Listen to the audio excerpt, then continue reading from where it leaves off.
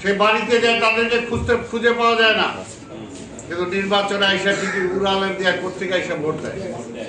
ঢাকা শহরে থাকবেন না, ঢাকা শহরে ট্যাক্স দিবেন না, ঢাকা শহরে বাড়ি নাই ঘর নাই, একটা হোল্ডিং নাম্বারে ভোটার হয়ে রয়েছে, এটা তো হবে না, এটা তো হবে না। যেখানে থাকেন সেখানে ভোটার হন, সেখানে ভোটার হন। আমরা তো চাই একটা ফেয়ার ভোট চাই।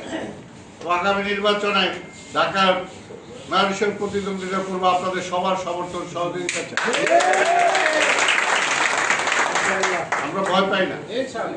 ওদের স্বপ্ন পূরণে পাশে থাকতে পেরে আমরা গর্বিত। ভয় পাই না, কাজের মধ্য দিয়ে জনগণের মন করতে চাই, আমরা জয় করতে চাই। তো সেই কারণেই কাজ করছি, আমরা চেষ্টা করছি। তারেক রহমান মাননীয় প্রধানমন্ত্রী তিনি চেষ্টা করছেন, কাজ করে যাচ্ছেন। আল্লাহর রাস্তায় বাধা দিয়েন না, উন্নয়নের পথে থাকেন না।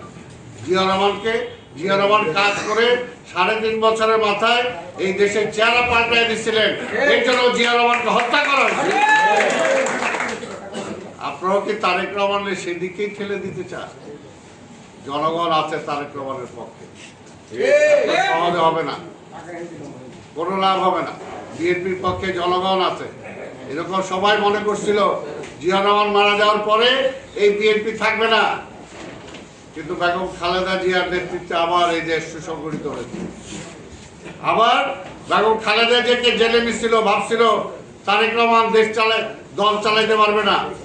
তারেক রহমান দলকে আরো সুসংগঠিত করেছে এবং জনগণ আবার সেই তারেক রহমানকেই প্রধানমন্ত্রী বানিয়েছে। তো সেই কারণে বললাম বিএনপির একটা অতীত ঐতিহ্য আছে, বিএনপি সেটা ধারণ করে। বিএনপির নেতা কর্মীদেরকেও বলবো অধৈর্য হওয়া যাবে না, অধৈর্য হওয়া যাবে না। আপনার ধৈর্য ধারণ করেন এবং জনগণের কাছে যান। বিএনপির প্রত্যেকটা নেতা কর্মী জনগণের কাছে যেতে হবে।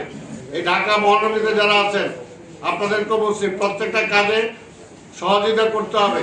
আজকে কোথায় মশা মারলো, কোথায় ড্রেন পরিষ্কার হচ্ছে না, কোথায় বিদ্যুৎ নাই, এগুলো আপনারা একটা কর্মী হিসাবে সেগুলো সহযোগিতা করতে হবে সিটি কর্পোরেশন। আমরা চাই সেটা দলগতভাবে যদি আমরা নেমে যাই, দেখবেন এই দেশের সমস্যা ইনশাআল্লাহ তারেক রহমানের নেতৃত্বে আমরা সমাধান করে দেব।